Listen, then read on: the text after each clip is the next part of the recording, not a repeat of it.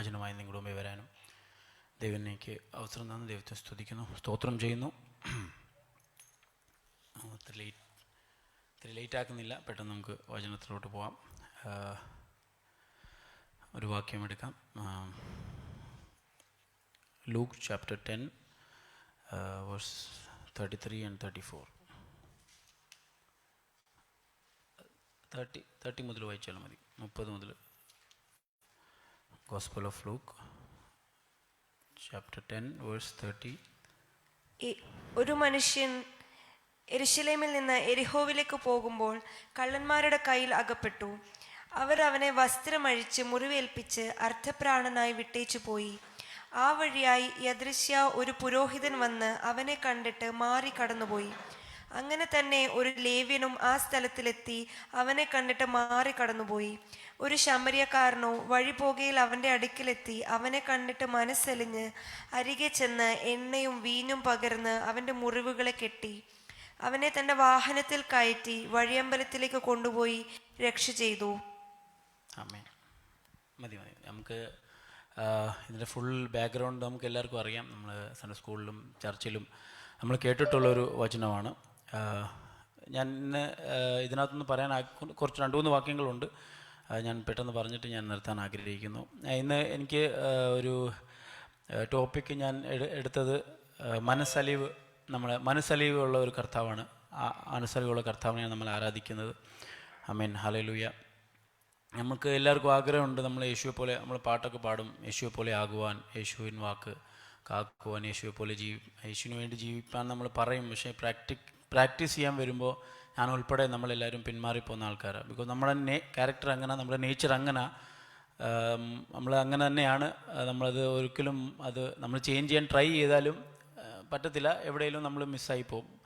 അപ്പം മനസ്സലിവുള്ള കർത്താവിൻ്റെ ആ ഒരു ക്യാരക്ടർ നമ്മുടെ അകത്ത് വരണമെങ്കിൽ നമ്മൾ എന്തൊക്കെ ചെയ്യണം, എനിക്ക് മനസ്സിലായത് ഞാൻ കാര്യങ്ങൾ ഷെയർ ചെയ്യാൻ ആഗ്രഹിക്കുന്നു. എനിക്ക് ഓരോരോ കർത്താവ് എവിടെയൊക്കെ മനസ്സലിഞ്ഞ് എവിടെയൊക്കെ കർത്താവിന് ആ ഒരു ഫീലിംഗ് വന്ന് കുറച്ച് 2-3 വാക്യങ്ങൾ എടുത്തിട്ട് ഞാൻ അത് പറയാൻ ആഗ്രഹിക്കുന്നു. ഇതിനകത്ത് നല്ല ശമര്യക്കാരൻ്റെ ഒരു കാര്യങ്ങൾ കർത്താവ് നമ്മളോട് ഇതിനകത്ത് പറഞ്ഞിട്ടുണ്ട്. അപ്പം ഒരു എക്സാമ്പിൾ എടുത്തിട്ടാണ് കർത്താവ് പറഞ്ഞത്. ഒരു പുരോഹിതൻ, അതിലെ ഒരു കള്ളന്മാർ ഒരുത്തനെ അറ്റാക്ക് ചെയ്ത് അവൻ്റെ ഡ്രസ്സൊക്കെ കീറി കളഞ്ഞ് അവൻ്റെ കയ്യിലുള്ള പൈസ എല്ലാം എടുത്ത് എല്ലാം അവിടെ നിന്ന് അവനെ ഒരു ഹാഫ് ഡെഡ് ആക്കിയിട്ട്, വചനത്തിൽ ഇങ്ങനെ എഴുതിയിരിക്കുന്നു, ലീവിങ് ഹിം ഹാഫ് ഡെഡ്. ഒരു ഹാഫ് മരിച്ചില്ല, മരിക്കേണ്ട ആ ഒരു കണ്ടീഷൻ ആക്കിയിട്ടിട്ട് അങ്ങ് പോയി.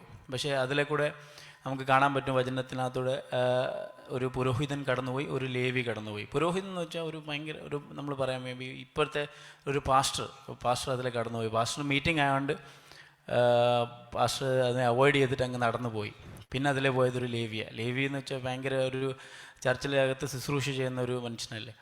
അപ്പം ആ ഒരു പൊസിഷൻ വെച്ചിട്ട് അവന് അത് ചെയ്യാൻ പറ്റത്തില്ല. അവന് ഇതായതുകൊണ്ട്, ഒരു യഹൂദനായതുകൊണ്ട് അത് ചെയ്യാൻ പറ്റിയില്ല. പക്ഷേങ്കിൽ ശമര്യക്കാരനും യഹൂദന്മാരും തമ്മിലുള്ള ചെറിയൊരു പ്രശ്നമുണ്ടെന്ന് നമുക്കറിയാം. പക്ഷേ ആ ഒരു മനസ്സലിവ് ആ ഒരു ശമര്യക്കാരന് മാത്രമേ ഉണ്ടായുള്ളൂ. അത് നമ്മുടെ കർത്താവിനും ആ ഒരു മനസ്സലിവ് ഉണ്ടായിരുന്നു. ആമേൻ, ഹല്ലേലൂയ. എനിക്ക് അതിനകത്തുനിന്ന് മനസ്സിലായ കുറച്ച് കാര്യം ഞാൻ പറയാൻ ആഗ്രഹിക്കുന്നു. അതിൽ പാസ് ചെയ്ത് പോയപ്പോൾ അവൻ കണ്ടു കാണും അവിടെ കിടക്കുന്ന ഒരു മനുഷ്യനുണ്ട്. അവനെ ഒന്ന് എടുത്തിട്ട് ജസ്റ്റ് സഹോദരൻ എന്തെങ്കിലും പ്രശ്നമുണ്ടോ അത് മാറ്റിയിട്ട് അവനോട് ചോദിക്കാമായിരുന്നു. പക്ഷെ ചോദിക്കാതെ മൈൻഡ് ചെയ്യാതെ ഇങ്ങനെ പോയി. നമ്മളും കുറേ നമ്മുടെ ലൈഫിൽ ഇങ്ങനെ നമ്മൾ ചെയ്യാറുണ്ട്. കുറച്ച് നമ്മുടെ ഫ്രണ്ട്സ് ആയാലും നമ്മുടെ ബന്ധുക്കാരായാലും ഇങ്ങനെ അവർക്കൊക്കെ പ്രശ്നങ്ങൾ വരും. ഞാൻ ഉൾപ്പെടെ അവരെ അവോയ്ഡ് ചെയ്യാറുണ്ട്. പക്ഷേ കർത്താവ് പറയുന്നത് എൻ്റെ കൂട്ടാകണമെങ്കിൽ ആദ്യം മനസ്സലിവുള്ളൊരു മനസ്സ് നിങ്ങൾക്ക് വേണം. കമ്പാഷൻ നമ്മുടെ കർത്താവ് നമ്മളെ കൊണ്ട് ആഗ്രഹിക്കുന്നത്. അപ്പം കമ്പാഷൻ എന്ന് വെച്ചാൽ ആക്ഷനാണ്. അപ്പോൾ നമുക്ക് ഇങ്ങനെ പറഞ്ഞു പോകാൻ പറ്റത്തില്ല. ഞാൻ ഓക്കെ സഹോദരൻ, ഞാൻ നിനക്ക് വേണ്ടി പ്രാർത്ഥിച്ചിട്ട് മറന്നു പോകുന്നതല്ല, ആക്ഷൻ വരണം. അത് പ്രവൃത്തി ചെയ്താലേ അതിനെ മനസ്സലിവ് എന്ന് പറയാൻ പറ്റത്തുള്ളൂ. മനസ്സലിവ് ചെയ്യണമെങ്കിൽ അത് കറക്റ്റായിട്ട് അതിന് ആക്ഷൻ വന്നാലേ ചെയ്യാൻ പറ്റത്തുള്ളൂ. നമ്മൾ പറയും, കർത്താവെ, ഞാൻ നേരത്തെ പറഞ്ഞ പോലെ കർത്താവെ എന്നെ ഉപയോഗിക്കണമേ. അപ്പോൾ കർത്താവ് അവസരം തരുമ്പോൾ നമ്മളത് ഉപയോഗിക്കത്തില്ല. എന്നെ കൂടെ ചേർത്തിട്ടേ പറയാം. ഞാൻ ഉൾപ്പെടെ അവസരം കിട്ടുമ്പോൾ നമ്മൾ അത് യൂസ് ചെയ്യാറില്ല. നമ്മളതിനെ അങ്ങ് തിരിച്ച് കളയും. പക്ഷേ കർത്താവ് ആഗ്രഹിക്കുന്നത് നമുക്ക് ചാൻസ് ഒരെണ്ണം കിട്ടുമ്പോൾ അതിനെ മാക്സിമം യൂസ് ചെയ്യാൻ ആഗ്രഹിക്കുക. നമ്മുടെ കൈയൊക്കെ നീട്ടിയിട്ട് ആരാധിക്കുമ്പോൾ, കർത്താവെ, ഞാൻ എൻ്റെ അടിയനെ എൻ്റെ കയ്യിൽ ഏൽപ്പിച്ചിരിക്കുന്നു, എൻ്റെ കൈ ദൈവത്തിന് വേണ്ടി ഉപയോഗിക്കണേ. അപ്പം കൈ ഉപയോഗിക്കാൻ ദൈവം ഓപ്പർച്യൂണിറ്റി തരുമ്പോൾ നമ്മൾ ചെയ്യാറില്ല. അവൻ കർത്താവ് ആഗ്രഹിക്കുന്ന ആ ഒരു മനസ്സലിവ് എനിക്ക് കർത്താവിനുണ്ട്, അത് നിനക്കെന്താ വരാത്തതെന്ന് കർത്താവ് ചോദിക്കുമ്പോൾ നമുക്ക് മറുപടി ഒന്നുമില്ല. നമ്മൾ പ്രാർത്ഥിക്കും, കൈയൊക്കെ ഉയർത്തി നമ്മൾ പ്രാർത്ഥിക്കും, പക്ഷേ മനസ്സ് നമ്മുടെ വേറെ ഇടത്താണ്. പക്ഷേ കർത്താവ് ആഗ്രഹിക്കുന്ന പ്രവൃത്തി കാണിക്കണം, അത് ചെയ്യണം. ആ ശമരിയക്കാരന് ഞാൻ എക്സാമ്പിൾ എടുക്കുകയാണെങ്കിൽ, അവൻ കറക്റ്റായിട്ട് പ്ലാൻ ചെയ്തിട്ട് പോയ അവൻ ബിസിനസ്മാനാണ്. അവന് തൽക്കാലം അവിടെ നിൽക്കേണ്ട ആവശ്യമില്ല, അവൻ്റെ ഷെഡ്യൂളെല്ലാം തെറ്റിപ്പോയി.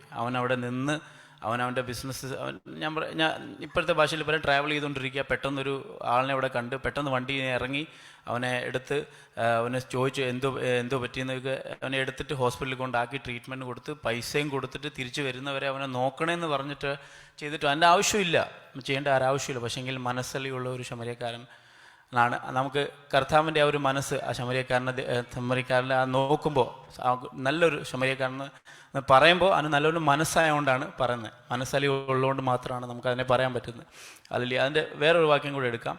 അപ്പം അതിൻ്റെ മർക്കോസിൻ്റെ സുവിശേഷം 1:41.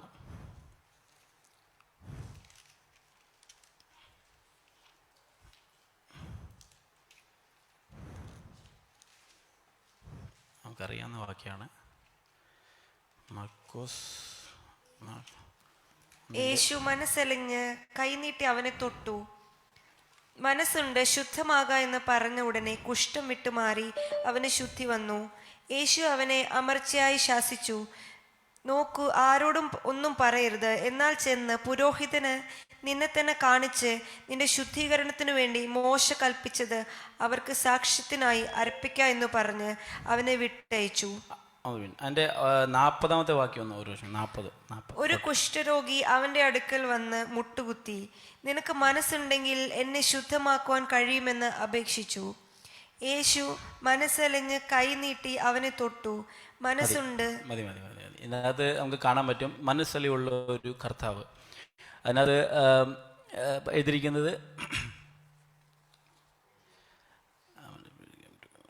അത് ബെഗ് ചെയ്ത് വന്നിട്ട്, കർത്താവെ എന്നെ ഒന്ന് ശരിയാക്കണേ, ഞാൻ എൻ്റെ ഭാഷയിൽ പറയാം, എന്നെ ഒന്ന് ശരിയാക്കണേ, ദൈവത്തിൻ്റെ ഹിതമാണെങ്കിൽ അങ്ങക്ക് തോന്നുന്നെങ്കിൽ എന്നെ ഒന്ന് ശരിയാക്കണേ. കർത്താവിന് വേണമെങ്കിൽ പറയാം വേണ്ട, അത് ലെപ്രല്ലേ, ലെപ്രസി എന്ന് വെച്ച് കഴിഞ്ഞാൽ ആ സമയത്തൊക്കെ നമുക്ക് അന്നത്തെ കാലത്ത് നോക്കിക്കഴിഞ്ഞാൽ നമ്മൾ എങ്ങനെയും അവിടുന്ന് മാറി നിൽക്കുക എന്നാണ് പറയുന്നത്. അതിനകത്ത് ഒച്ച ഉണ്ടാക്കി പറയണം, ഇവിടെ ഒരു ആളുണ്ട്, ലെപ്രസി ആളുണ്ട്, മാറി നടന്നു പോകുന്നതാണ് അന്നത്തെ കാലത്ത് പറയുന്നത്. പക്ഷേ കർത്താവ് അവന് തൊട്ടു. അവൻ തൊടേണ്ട ആവശ്യമില്ല. എന്തിനാ തൊടുന്നത്? അവന് ഹീൽ ചെയ്യേണ്ട ആവശ്യമുണ്ടോ? അവർ അൺക്ലീൻ ആയിട്ടുള്ളൊരു മനുഷ്യനാണ്. അതിനെ ക്ലീൻ ചെയ്യേണ്ട, അതിൻ്റെ അടുത്ത് എന്നാൽ തന്നെ നമ്മൾ അത് ഒരു എന്താ പറയുന്നത്, നെഗറ്റീവായിട്ടുള്ളൊരു സ്പിരിറ്റ് നമ്മൾ അകത്ത് കയറും എന്നുള്ളൊരു ചിന്താഗതി ആ കാലത്തുണ്ടായിരുന്നു. പക്ഷേ കർത്താവ് അവിടെ എന്ത് ചെയ്ത്, കർത്താവ് എന്നിട്ട് എല്ലാവർക്കും ഒരു അതിശയമായിരുന്നു. കർത്താവിൻ്റെ അടുത്ത് പോയത് തന്നെ ഒരു ഷോക്കിംഗ് ആണ്. കർത്താവിൻ്റെ അടുത്ത് ചെന്ന് അവന് തൊടാൻ പാടില്ല, പക്ഷേ കർത്താവ് തൊട്ടു. കർത്താവ് എന്തുകൊണ്ട് തൊട്ടു? കർത്താവിന് അവനോട് മനസ്സലിഞ്ഞു. അല്ലെങ്കിൽ കർത്താവ് തൊടേണ്ട ആവശ്യമില്ല, മനസ്സലിവ് ഉണ്ടായതുകൊണ്ട് മാത്രം കർത്താവിനെ തൊട്ടു. നമ്മൾ നോർമലി നമുക്ക് നമ്മുടെ ലൈഫിൽ തന്നെ നമ്മുടെ ഫ്രണ്ട്സൊക്കെ തന്നെ നമ്മൾ അവരോട് ഇരിക്കുമ്പോൾ അവർക്ക് ഓരോരോ പ്രശ്നങ്ങൾ വരുമ്പോൾ അവർ നമ്മളോട് പറയുമ്പോൾ, അല്ലെങ്കിൽ ഒരാളുടെ ജോലി പോയി, നമ്മൾ പെട്ടെന്ന് ഒരു വാക്യം വായിക്കാറുണ്ട്, റോമൻസ് ചാപ്റ്റർ 8:28 പറയുമ്പോൾ, and we know that in all things, എല്ലാം നന്മയ്ക്കായിട്ട് ദൈവം ചെയ്യൂടാ ഞങ്ങൾ പറയാൻ എളുപ്പമാണ്. പക്ഷെ അവൻ്റെ കൂടെ ഇരുന്ന് കുറച്ച് നേരം ഇരുന്ന്, എടാ സാറില്ല, നമ്മളുണ്ട് കൂടെ, എന്തെങ്കിലും ആവശ്യമുണ്ടെങ്കിൽ നീ എന്നോട് പറ, എന്തെങ്കിലും ആവശ്യമുണ്ടെങ്കിൽ അല്ലെങ്കിൽ എൻ്റെ എവിടെയെങ്കിലും ഇൻ്റർവ്യൂ ഉണ്ടെങ്കിൽ ഞാൻ കൊണ്ടാക്കാം, നീ എന്നോട് പറഞ്ഞാൽ മതി. അത് പറയുമ്പോൾ അതൊരു വചനം പറയുന്നതിനേക്കാളും നല്ലത് അതൊരു കൂടെ നമ്മൾ ആരിയ്ക്കുമ്പോൾ ഒരു കംഫർട്ട്, ആ കംഫർട്ട് മതി അവനത് ആ സമയത്ത് വചനമല്ല അവന് വേണ്ടത്. ആക്ച്വലി വചനം വേണം, അതാണ് ഇമ്പോർട്ടൻറ്റ്. പക്ഷേങ്കിൽ അവൻ്റെ കൂടെ നമ്മൾ ടൈം സ്പെൻഡ് ചെയ്യുക, അതുകൊണ്ട് കുഴപ്പമില്ല. അപ്പോൾ നമ്മുടെ ആ ഒരു മനസ്സ് അവൻ കാണുമ്പോൾ, ഓൾറെഡി ഞാൻ കരഞ്ഞുകൊണ്ടിരിക്കുക, അതിൻ്റെ പുറത്ത് നമ്മളൊരു വചനം കൂടെ അടിക്കുമ്പോൾ അവനത് അതല്ലായിരിക്കും അവൻ്റെ ആ സമയത്ത് അവന് വേണ്ട. അവനൊരു ഫ്രണ്ടാണ് ആ സമയത്ത് അവന് വേണ്ടത്.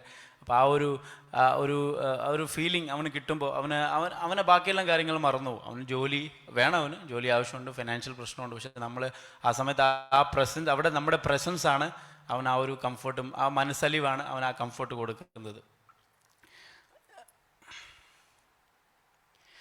ആക്ച്വലി നമ്മൾ ഈ വേറൊരു കാര്യം കൂടെ അതിനകത്ത് മനസ്സിലാക്കുകയാണ്.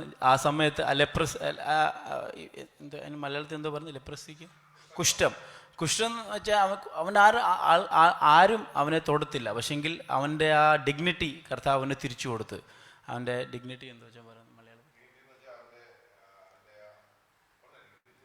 ഡിഗ്നിറ്റി, അവൻ്റെ ഒരു പ്രൗഡ്, അവൻ്റെ സെൽഫ് റെസ്പെക്റ്റ് അവന് തിരിച്ച് കിട്ടിയ പോലെ ആയി. അവിടെ എല്ലാവരുടെ മുമ്പിൽ ആരും അവനെ തൊടുന്നില്ലായിരുന്നു. പക്ഷേ അവൻ്റെ സെൽഫ് റെസ്പെക്റ്റ് വന്നപ്പോൾ കർത്താവ് അവനെ തൊട്ടപ്പം അവൻ്റെ ആ ഒരു പോയ മാനം എല്ലാം അവന് തിരിച്ച് കിട്ടി. ആ ഒരു ബലം അവന് വന്നു. ഹല്ലേലൂയ. അപ്പം മനസ്സലിഞ്ഞു കഴിഞ്ഞാൽ കർത്താവിനെ പോലെ ഒരു മനസ്സ് വന്നാൽ നമ്മളെ അവിടെ ഒരു റെസ്റ്റോറേഷൻ നടന്നു. അവിടെ ഒരുത്തൻ്റെ ഒരാളുടെ വിടുതൽ അവിടെ നടന്നു. അവൻ കർത്താവിലോട്ട് മടങ്ങിയാൽ വന്നത്. പാപം ചെയ്തിട്ടുണ്ട് അവൻ. പക്ഷെങ്കിൽ അവൻ എന്തുകൊണ്ടാണ് വന്നതെന്ന് ഞാൻ ലെപ്രസി എന്തുകൊണ്ട് വന്നെന്ന് അറിയത്തില്ല. മുന്നേ ചെയ്ത പാപം കൊണ്ടാണ് എന്തുകൊണ്ടാണ്. പക്ഷെങ്കിൽ പാപമല്ല, അവിടെ തിരിച്ച് ദൈവത്തിനോട് അടുത്ത് വന്ന് ദൈവത്തിനെ അറിഞ്ഞ് ആ ഒരു മനസ്സ്, ദൈവത്തിൻ്റെ മനസ്സ് കാണാൻ പറ്റി. ദൈവം അവനെ തൊട്ടു. പക്ഷെ തൊടാത്ത ഒരാളിനെ ദൈവം തൊടുമ്പോൾ അവനൊരു മാറ്റം വരുന്നു. ആ ഒരു മനസ്സലിയുള്ള കർത്താവ് നമുക്കുണ്ട്. അതിൻ്റെ വേറൊരു വാക്യം നമുക്കൊരു വായിക്കാം. Gospel of John chapter 11 verse 35.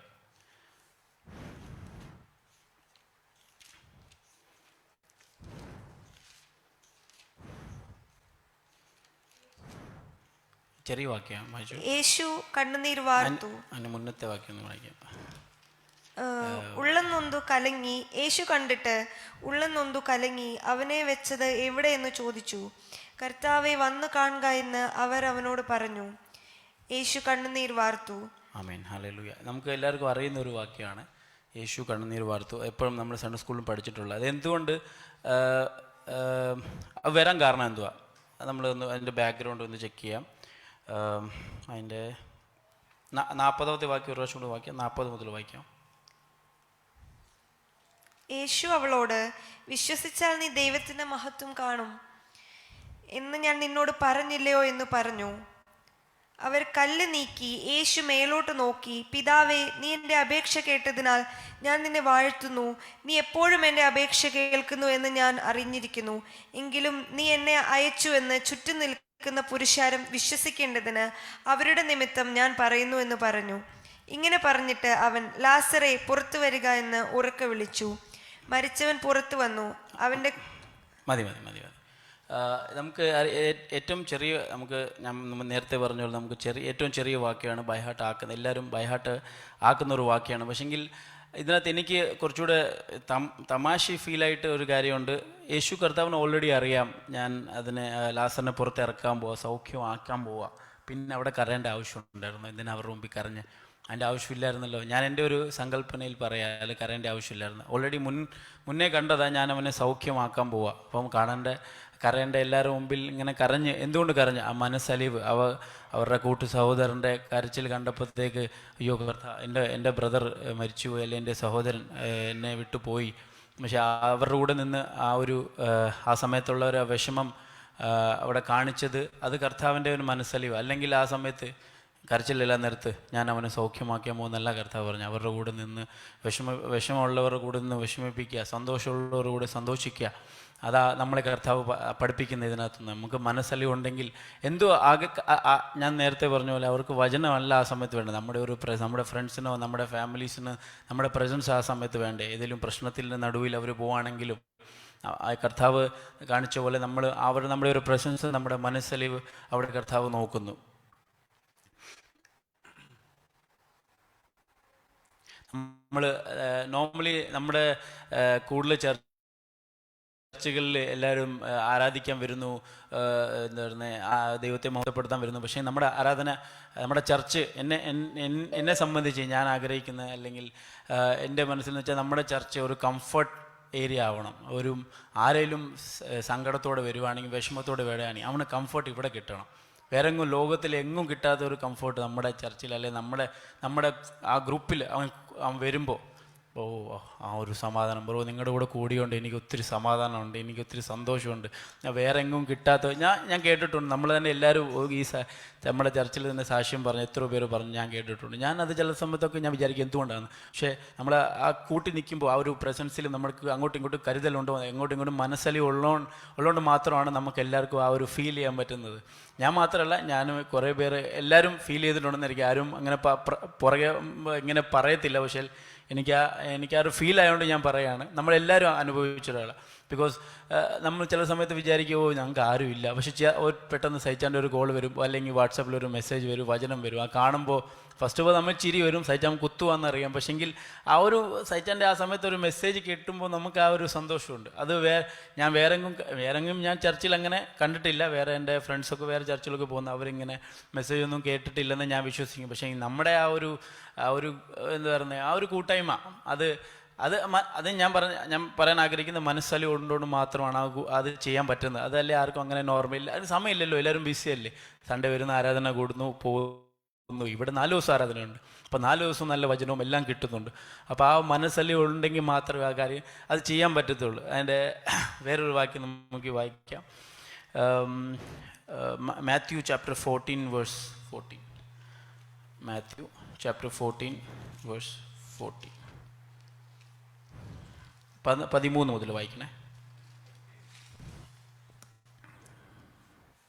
അത് കേട്ടിട്ട് യേശു അവിടം വിട്ട് പടകിൽ കയറി നിർജ്ജനമായൊരു സ്ഥലത്തേക്ക് വേറിട്ട് വാങ്ങിപ്പോയി. പുരുഷാരം അത് കേട്ട് പട്ടണങ്ങളിൽ നിന്ന് കാൽനടയായി അവൻ്റെ പിന്നാലെ ചെന്നു. അവൻ വന്ന് വലിയ പുരുഷാരത്തെ കണ്ട് അവരിൽ മനസ്സലിഞ്ഞ് അവരുടെ രോഗികളെ സൗഖ്യമാക്കി. വൈകുന്നേരമായപ്പോൾ ശിഷ്യന്മാർ അവൻ്റെ അടുക്കൽ ചെന്ന്, ഈ സ്ഥലം മരുഭൂമിയല്ലോ, നേരവും വൈകി, പുരുഷാരം ഗ്രാമങ്ങളിൽ പോയി ഭക്ഷണ സാധനങ്ങൾ കൊള്ളേണ്ടതിന് അവരെ പറഞ്ഞയക്കണമെന്ന് പറഞ്ഞു.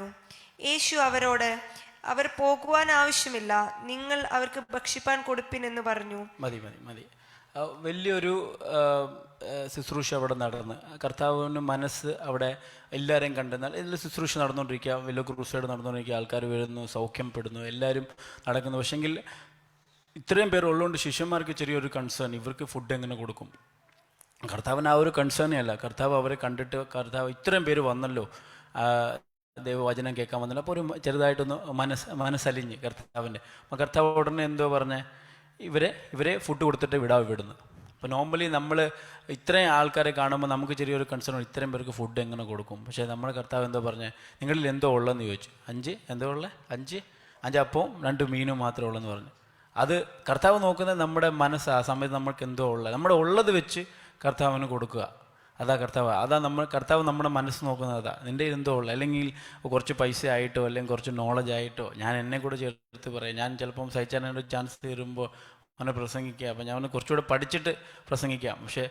പക്ഷേ നമ്മുടെ ഉള്ളത് കൊണ്ട് കർത്താവിൻ്റെ അടുത്ത് വരുവാണെങ്കിൽ ബാക്കി കർത്താവ് നമ്മളെ അത് പ്രിപ്പയർ ചെയ്യും. അല്ലെങ്കിൽ നമുക്ക് വചനം ഓരോ ആൾക്കാരെ കൊണ്ടും വചനം കേൾപ്പിക്കും. അല്ലെങ്കിൽ ഓരോ വീഡിയോസ് കാണുമ്പോൾ നമുക്ക് എന്തോ അതിനകത്ത് കർത്താവ് നമ്മളെ കൊണ്ട് പറയുന്നത്. അല്ലെങ്കിൽ ഒരാൾ നമുക്ക് വചനം അയച്ചു തരുമ്പോൾ ഇതായിരുന്നു ആക്ച്വലി പറയാനുള്ളത്, ഇതാ കർത്താവ്. ഞാൻ വിചാരിക്കുന്ന കർത്താവ് ഇങ്ങനെ ചെവിയിൽ വന്ന് പറഞ്ഞൊരു വലിയൊരു ശബ്ദം.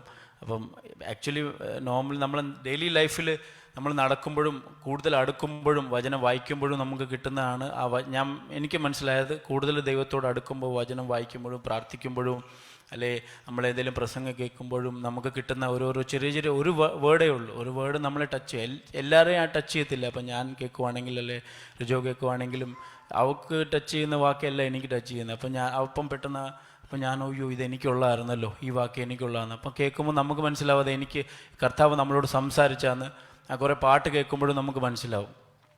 അപ്പോൾ ഇതിനകത്ത് കുറച്ച് ഉള്ളായിരുന്നു അവരുടെ കയ്യിൽ. കർത്താവ് അവരെ വിട്ട് കളഞ്ഞില്ല.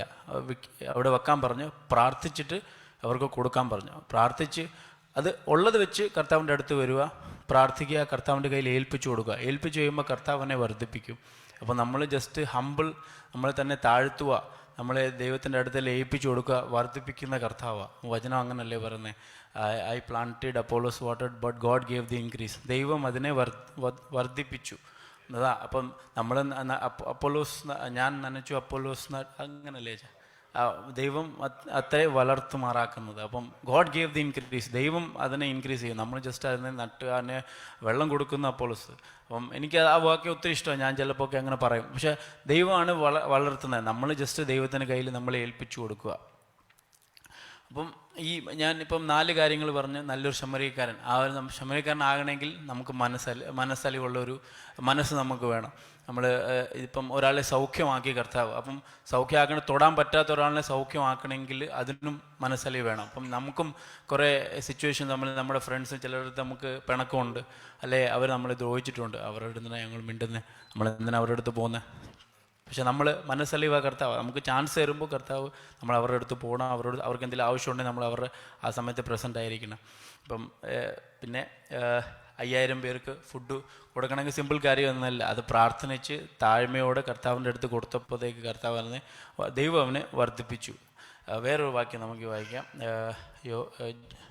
Gospel of John chapter 8.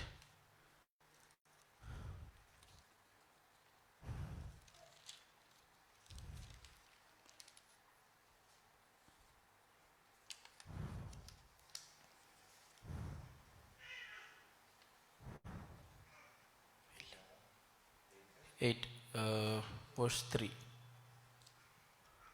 ശാസ്ത്രിമാരും പരീശന്മാരും വ്യഭിചാരത്തിൽ പിടിച്ചിരുന്ന ഒരു സ്ത്രീയെ കൊണ്ടുവന്ന് നടുവിൽ നിർത്തി അവനോട്, ഗുരു, ഈ സ്ത്രീയെ വ്യഭിചാര കർമ്മത്തിൽ തന്നെ പിടിച്ചിരിക്കുന്നു. ഇങ്ങനെയുള്ളവരെ കല്ലെറിയണമെന്ന് മോശ ന്യായപ്രമാണത്തിൽ ഞങ്ങളോട് കൽപ്പിച്ചിരിക്കുന്നു. നീ ഇവളെക്കുറിച്ച് എന്തു പറയുന്നു എന്ന് ചോദിച്ചു. ഇത് അവനെ കുറ്റം ചുമത്തുവാൻ സംഗതി കിട്ടേണ്ടതിന് അവനെ പരീക്ഷിച്ച് ചോദിച്ചതായിരുന്നു. യേശുവോ കുനിഞ്ഞ് വിരൽ കൊണ്ട് നിലത്ത് എഴുതിക്കൊണ്ടിരുന്നു. അവർ അവനോട് ചോദിച്ചുകൊണ്ടിരിക്കുമ്പോൾ അവൻ നിവർന്നു, നിങ്ങളിൽ പാപമില്ലാത്തവൻ അവളെ ഒന്നാമത് കല്ലെറിയട്ടെ എന്ന് അവരോട് പറഞ്ഞു. പിന്നെയും കുനിഞ്ഞ് വിരൽ കൊണ്ട് നിലത്ത് എഴുതിക്കൊണ്ടിരുന്നു. അവരത് കേട്ടിട്ട് മനസാക്ഷിയുടെ ആക്ഷേപം ഹേതുവായി മൂത്തവരും ഇളയവരും ഓരോരുത്തരായി വിട്ടുപോയി. മതി. അപ്പോൾ നമുക്ക് ഇതിനകത്തുനിന്ന് എനിക്ക് മനസ്സിലായ കാര്യം, കർത്താവിൻ്റെ മുമ്പിൽ ഒരു സ്ത്രീയെ കൊണ്ടുവന്നു, ഇവർ ഇതാണ് ചെയ്തിട്ടുള്ള കുറ്റം ചെയ്തിട്ടുണ്ട്, വലിയൊരു കുറ്റമാണ് ചെയ്തിട്ടുള്ള, മോശയുടെ കൽപ്പന അനുസരിച്ച് ഇവരെ കൊല്ലണമെന്നാണ് നിയമം. എങ്ങനെ ആസ് പെർ റിലീജിയൻ നമ്മളവരെ കൊല്ലണമെന്നാണ് പറയുന്നത്. കർത്താവ് മനസ്സലിവുള്ള കർത്താവായതുകൊണ്ട് അവിടെ കർത്താവ് അവരോട് എന്തോ പറഞ്ഞ്, നിങ്ങൾക്ക് ആരും കുറ്റം ഇല്ലാത്ത ഒരാളാണെങ്കിൽ കല്ലെടുത്ത് എറിയാം. അപ്പം നമുക്കാരെങ്കിലും നിങ്ങളാരും പാപം ചെയ്തിട്ടില്ലെങ്കിൽ അങ്ങനെ എറിഞ്ഞോ, പാപം ചെയ്തിട്ടുണ്ടെങ്കിൽ കല്ല് എറിയല്ലെന്നാണ് അതിൻ്റെ ഉദ്ദേശം. അപ്പം അവർക്ക് അവിടുന്ന് പോയി. അപ്പം അവരോട് കർത്താവ് എന്തോ പറഞ്ഞ്, കർത്താവ് അവളെ കുറ്റപ്പെടുത്തിയൊന്നുമില്ല. കർത്താവ് എന്തോ പറഞ്ഞ്, ഞാൻ നിന്നെ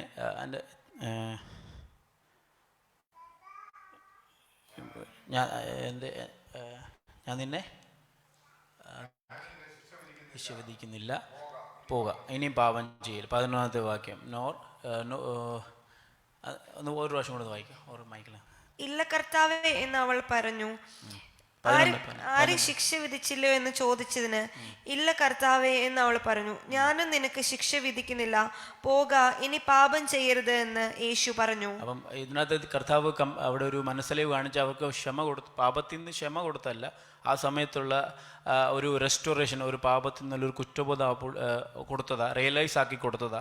ഇനി നീ പാപം ചെയ്യല്ലേ, ഇപ്പം നീ പൊക്കോ, നിന്നെ ഞാൻ കുറ്റപ്പെടുത്തുന്നില്ല, ഞാൻ പാപം ചെയ്തിട്ടുണ്ട് ആൾ, പക്ഷെ ഞാൻ നിന്നെ കുറ്റപ്പെടുത്തുന്നില്ല, നീ ഇപ്പം ഇവിടുന്ന് ഇനിയും പാപം ചെയ്യല്ലെന്ന് പറഞ്ഞിട്ട് കർത്താവ് സമാധാനത്തോടെ മനസ്സലിഞ്ഞ ഒരു വിട്ട്, അല്ലെ വഴക്ക് പറഞ്ഞില്ല, നീ എന്തോടെ ഇങ്ങനെ ചെയ്ത്, അങ്ങനെ ഒന്നും പറയാൻ പോയില്ല. സമാധാനത്തെ കർത്താവ് പറഞ്ഞു. അല്ലെങ്കിൽ വേണം അവിടെ ഇരുന്ന് ഗോസിപ്പ് ചെയ്യായിരുന്നു, ഇവളെന്തോ ഇങ്ങനെ ചെയ്തേ, ഗോസിപ്പ് ചെയ്തില്ല, ഒന്നും ചെയ്തില്ല. പക്ഷേ കർത്താവ് ഒന്ന് ക്ഷമിച്ചു.